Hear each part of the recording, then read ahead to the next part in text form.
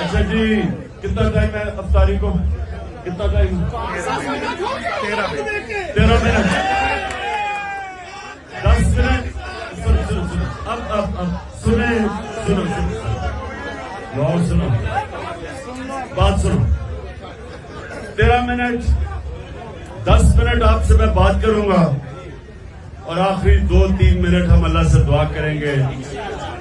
افطاری سے پہلے یاد رکھا، ہمارے بڑے کہتے تھے کہ قبولیت دعا کی سب سے زیادہ افطاری سے پہلے ہوتی ہے، چند منٹ پہلے. اس لیے جو میں اب سب کو، سارے میرے نوجوان ہیں یہاں، میرے کارکن ہیں، آپ کے لیے بڑا ضروری سمجھنا ہے کہ یہ ہم جدوجہد کیوں کر رہے ہیں. سب سے پہلے یہ سمجھ جائیں کہ یہ پالیٹکس نہیں ہو رہی، یہ آپ اپنی حقیقی آزادی کی جدوجہد کر رہے ہیں، جہاد کر رہے ہیں. آزادی کے لیے جب ایک انسان جدوجہد کرتا ہے اس کو جہاد کہتے ہیں. جو اپنا، جس طرح ضلع شاہ جب وہ اپنی جان کھوتا ہے تو اس کو شہید کہتے ہیں. اور شہید کا درجہ قرآن میں ہم جب نماز پڑھتے ہیں سورت فاتحہ میں ہم کہتے ہیں کہ اللہ ان کے راستے پہ لگا جن کو تو نے نعمتیں بخشی. تو سب سے زیادہ نعمتیں تو اپنے پیغمبروں کو اللہ نے بخشی. اس کے بعد دوسرے نمبر پہ شہیدوں کا رتبہ آتا ہے. تو یاد رکھیں کہ یہ جو آپ میرے ساتھ مل کے یہ جو جدوجہد کر رہے ہیں، یہ اپنے ملک کو حقیقی طور پہ آزاد کر رہے ہیں. ایک ابھی نہیں میں ٹائم کم ہے نا، میں اس لیے کہہ رہا ہوں جیسے میں ختم کروں گا اس کے بعد بشک نعرے مارنا، لیکن پہلے میری بات آپ بڑے غور سے سنیں.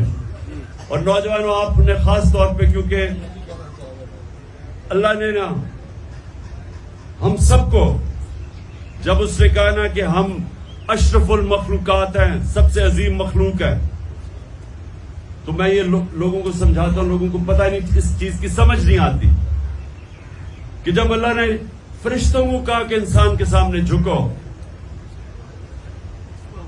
اور ابلیس نے کہا کہ میں تو آگ کا بنا ہوں، میں اس مٹی کے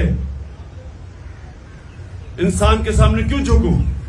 تو اللہ نے ایک بات کہی کہ فرشتوں کو کہا کہ تمہیں بھی نہیں پتا کہ میں نے اس انسان کو کتنی صلاحیت دی ہے. لیکن انسانوں کو بھی نہیں پتا کہ اللہ نے ہمیں کتنی صلاحیت دی ہے. ہمیں بھی نہیں پتا. ہم اپنی ساری زندگی گزار جاتے ہیں، ہمیں یہ نہیں پتا ہوتا کہ اللہ نے ہمیں کتنا بڑا مقام دیا. جو مولانا رومی کہتا ہے کہ جب اللہ نے تمہیں پر دیے ہیں تو زمین پہ کیوں رینگ رہے ہو؟ تو انسان کا بہت بڑا رتبہ ہے، لیکن وہ انسان صرف اوپر کی پرواز تب کر سکتا ہے جب آزاد ہوتا ہے. غلاموں کی کوئی پرواز نہیں ہے. اور آزاد انسان کو کیا چیز کرتی ہے؟ بچہ میں اب اپنے کارکنوں سے، نوجوانوں سے آپ کا ٹیسٹ کر رہا ہوں کہ کیا چیز انسان کو پرواز اوپر کرتی ہے. وہ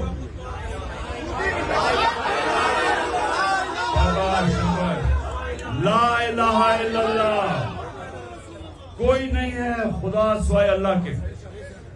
یعنی کہ ہم کسی کے سامنے نہیں جھکتے سوائے اللہ کے. یہ انسان اپنی آزادی کا دعویٰ کرتا ہے کہ میں آزاد ہوں، اور آزاد کی پرواز ہے اوپر. اور میرے نبی صلی اللہ علیہ وسلم نے مدینہ میں وہ عرب جن کی کوئی حیثیت نہیں تھی، 2 سپر پاورز تھی دونوں طرف، عربوں کی کوئی حیثیت نہیں تھی. انہوں نے چند سالوں میں انہی عربوں نے دنیا کی امامت کی، ورلڈ لیڈرز بن گئے. لا الہ الا اللہ کا میرے نبی نے ان کو دل میں مطلب سمجھا دیا، آزاد کر دیا. ہم جو جنگ لڑ رہے ہیں، ہم حقیقی آزادی کی جنگ لڑ رہے ہیں کیونکہ ہم آزاد نہیں ہیں. ہر جگہ لوگ غلامی میں جکڑے ہوئے ہیں. थाना, कचहरी, पटवारी, देहातों में चले जाए, वो बेचारे उनमें ही उलझे हुए लोग। यूरोप में क्यों नहीं है? वहां क्यों नहीं थाना, कचहरा, पटवारी? क्योंकि इंसाफ है। जिस माशरे में इंसाफ नहीं होता, लोग गुलाम होते हैं। जिस माशरे में इंसाफ नहीं होता, जुल्म होता है, ताकतवर की गुलामी करता है इंसान। मकबूजा कश्मीर में क्या हो रहा है? पकड़ पकड़ के घरों में उठा लेते हैं, रात के 3 बजे जाके उनको पकड़ लेते हैं, कोई किसी केस में भी जेल में डाल देते हैं। वो अगर मुजाहरा करते हैं तो उनके ऊपर गोलियां चलाते हैं, टीयर गैस करते हैं। तो क्या हमारे बाहर ये नहीं हुआ? हमारा भी उन्होंने हमें इस तरह कहा कि हम भी गुलाम हैं किसी के। हमारे घरों को भी तोड़े गए, दरवाजे घरों के अंदर गए, 3-3 बजे घुसे, दरवाजे तोड़े। कोई कानून इजाजत नहीं देता, कोई कानून इजाजत नहीं देता कि हजारों पुलिस और रेंजर आके इस घर के ऊपर हमला करें। कोई कानून नहीं इजाजत देता। जंगल का कानून इजाजत देता है, जिधर ताकतवर की हुक्मरानी होती है। जो हम लड़ रहे हैं, हम कानून की हुक्मरानी के लिए लड़ रहे हैं, जिसको इंसाफ कहते हैं। जो माशरा जिधर इंसाफ नहीं होता, वहां लोग गुलाम होते हैं। ये समझ रहे हैं आपने? हम हर साल 23 मार्च पे करोड़ों रुपया खर्च करते हैं कि जी हम आजाद हो गए। आजाद नहीं है। छोटा सा ऊपर तबका बैठा हुआ है जो सारा मुल्क के ऊपर कब्जा करके बैठा है। और हमारी जंग ये है कि हमने अपने आप को आजाद करना है उनसे, इंसाफ लेके। ये जंग इंसाफ और आजादी की एक ही जंग है। जो भी अल्लाह के पैगंबर आए थे, ये याद रखना, सारे अल्लाह के पैगंबर एक पैगाम था, राय हक पे खड़े थे और इंसाफ की जंग लड़ रहे थे, जुल्म के खिलाफ खड़े हुए थे। हजरत मूसा फिरौन के खिलाफ खड़े हुए थे, जुल्म के खिलाफ। नमरूद के खिलाफ हजरत इब्राहिम, हजरत ईसा। जो रोम ने उनको ऊपर फतह किया हुआ था, इंपीरियलिज्म थी, उसके खिलाफ। और जो यहूदी जिनकी एलीट थी, उसके खिलाफ हजरत ईसा खड़े हुए थे, आम इंसानों के लिए। और हमारे नबी सल्लल्लाहु अलैहि वसल्लम मक्का के कुरैश उनके जुल्म के सामने खड़े हुए थे, क्योंकि वो उनको आजादी राय नहीं दे रहे थे, उनको बोलने की आजादी नहीं दे रहे थे। हिजरत की उन्होंने, मदीना गए, जिधर आजादी से अपना दीन, अल्लाह का नाम ले सकते थे। तो वो भी आज, हम भी, ये जो ऊपर चोर बैठे हुए हैं और ये जो इनके सहूलतकार है, हम उनसे आजादी के लिए खड़े हैं। हम चाहते हैं कि हमारे मुल्क में इंसाफ हो। और आप सबको सारे जब यहां से वापस जाए, एक तो पैम्फलेट्स देंगे सारों को हकीकी आजादी की। आपने तैयारी रखना है, मैंने आपको कॉल दूंगा और फिर सारे पाकिस्तान में हमने बाहर निकलना है पुरअमन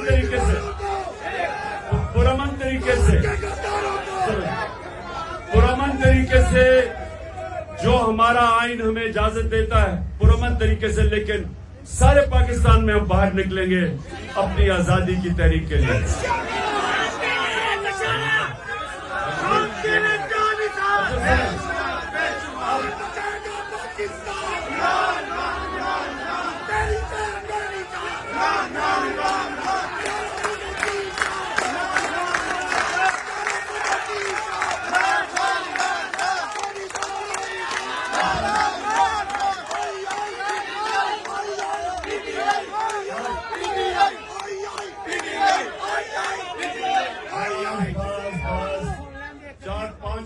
रोजे के सर सुने आप।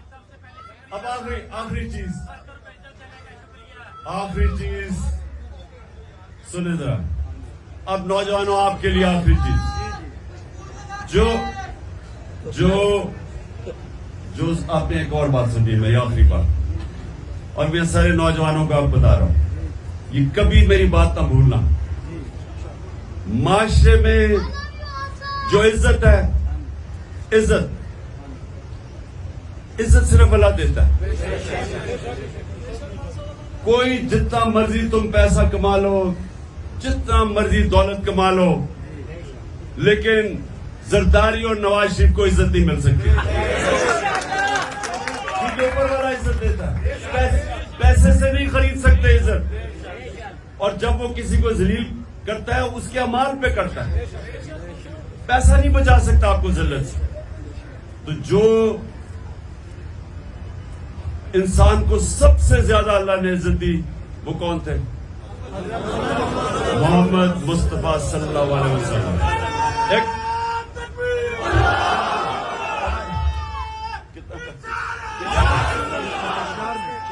اچھا جی 4 منٹ 2 منٹ. اچھا 2 منٹ رہ گئے. سنیں ذرا. ان کا نبوت سے پہلے بھی ان کا جو کردار تھا اس کی بنیاد 2 چیزوں پہ تھی: صادق اور امین. ایک سچا انسان اور انصاف کرنے والا. یہ 2 کوالٹیز لیڈر میں ہوتی ہیں. کوئی بھی لیڈر عزت نہیں کما سکتا جب تک وہ سچا نہ ہو اور جب تک وہ انصاف نہ کرے انسانوں. تو نوجوانوں آپ نے یہ یاد رکھنا ہے، دنیا میں جدھر بھی جانا ہے سچ بولنا آسان کام نہیں ہے. کئی دفعہ آپ کو شارٹ کٹ نظر آئے گا کہ جھوٹ بول کے میں ادھر سے بچ جاتا ہوں، لیکن آپ اپنے آپ کو کمزور کرتے ہیں. جب سچ بولتے ہیں تو سچ کے لیے آپ کو دلیر ہونا پڑتا ہے، کھڑا ہونا پڑتا ہے. کئی دفعہ جو کہتے ہیں نا ظالم حکمران کے سامنے سچ بولنا ایک اللہ کو سب سے زیادہ چیز پسند ہے. تو آسان نہیں ہے، لیکن سچ آپ کو طاقتور کر دیتا ہے، سچ آپ کو عزت دیتا ہے. اور سب سے بڑی بات کہ جب آپ سچ بولتے ہیں تو جو الحق ہے وہ آپ کے ساتھ کھڑا ہو جاتا ہے. تو